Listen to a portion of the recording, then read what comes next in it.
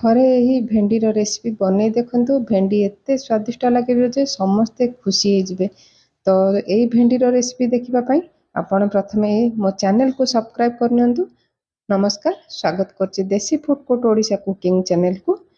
चलंतु आजिर ई भेंडीर recipe केमती बनेबा देखिबा। तो प्रथमे भेंडी की भल भाबे धोई पोछि नेबा, तापर भेंडी को 4 खंड करी काटि नेबा। तो एमिति रेसिपी बने पे आपण भेंडी फ्रेश भेंडी नेबे आ कसी भेंडी नेबे, तो आपनक रेसिपीटा बहुत ही बढ़िया हबो। तो ये मु भेंडी की धोई की पोछि नेछि आ गोटे भेंडी को आमे 4 खंड करी काटि नेबा। तो ये भेंडीटा आपण थरे बनातु, आपण टेस्ट बहुत अलगा पाइबे। आउ आपण पखाल भात गरम भात सबुथिरे खाई पारे, बहुत ही टेस्टी बनुची आ बनेबा बहुत ही सहज। तो देखि पारथु मुटे टिके बड़ साइज रो भेंडी अछि, गोटे भेंडी को एमती 4 खंड करी काटि नेबा। तो जे भेंडी भी खाऊ नथिबो थरे आपण एमती बने की देखंतु, समस्त को पसंद आसला भलिया ई भेंडीर रेसिपी। तो मु एमती करी की सब भेंडी के एठी काटि नेबी। तो देखि पारथु मुटे सब भेंडी को काटि नेछि। तो भेंडी की मेरिनेट करिया पे सिंपल आमे जेमती हळदी गुंड लूण आ लंका गुंड को देकी मेरिनेट करनबा। एठी जति की भेंडी नेबे ताकू आपण आधा चामच रे भी कम हळदी गुंड, काश्मीर रेड चिली पाउडर आ आधा चामच देछि लूण, ए सब को भल से गोळे नेबा।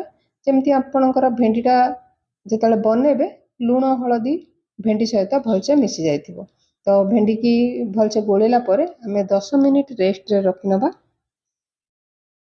तो 10 मिनिट पर मुझे बहुत ही कम तेल रे रेसिपीटा बनेबी। मु 2 चमच नेछि रिफाइन तेल, आपण चाहे सोरष तेल भी नहीं पारिबे।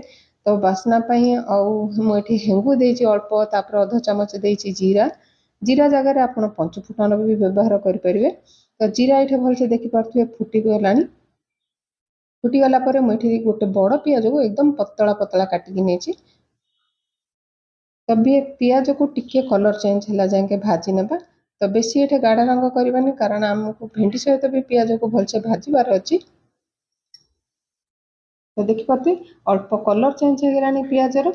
आमे जो एठी राग पई एठी कंचा लंका मु 4टा नेछि, मझिरो खंड करके आपण जेतिकी राग खाइबे से अनुसार कंचा लंका नै परिबे। तो एठी फ्रेश भुसुंगा पत्र देछि, जेहेतु भेंडीर रेसिपीर नाम आचारी मसला। तो एठी भुसुंगा पत्रर फ्लेवर और हेंगुर फ्लेवर बहुत ही बढ़िया लगे। तो ये कंचा लंका भुसुंगा पत्र दे सारा पर भल से टिके भाजी नेछि। आ जो हमें मेरिनेट करके रखिथिले भेंडी की एठी पकै नबा।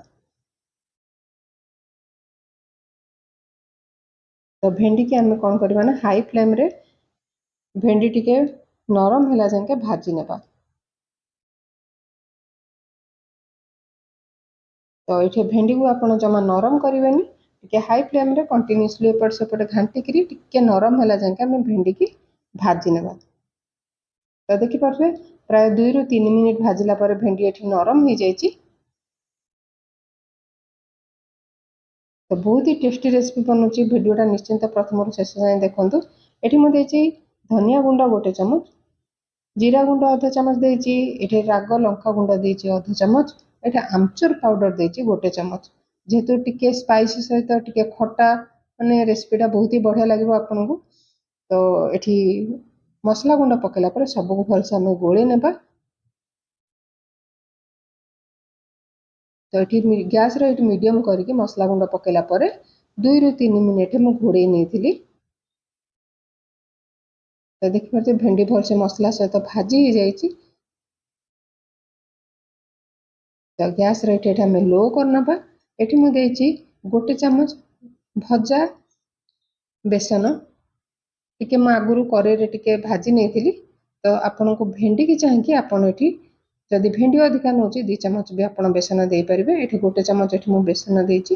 बेसन देला पर भेंडी सहित जो मसला सहित आमे जो बेसन पकाइछि ताको भल से आमे गोळे नेबा। तो भाजीबा निहाती दरकार, भेंडी सहित जेमति हमर बेसनटा लागी जिवो। एठी प्राय मु बेसन पकेला पर 2 ରୁ 3 मिनिट भाजी नेछि। आ देखिबे भेंडीटा केते झुरझुरा हेछि। आ जदि आजिर रेसिपी आपण मानू भल लागो तो वीडियो को निश्चिंत दर्शक बंधु गोटे लाइक करनेबे, चैनल रे नुआ थिले सब्सक्राइब करनेबे, फेसबुक पेज रे देखुथिले फेसबुक पेज को फॉलो करनेबे। आउ रेसिपीटा आपण मानकर केमती बनी थिला निश्चिंत आपण गोटे कमेंट माध्यम रे जणेबे जे आजिर भेंडी रेसिपी आपण मानू केमती लागिला। पुणी आसी गोटे नुआ रेसिपी। धन्यवाद।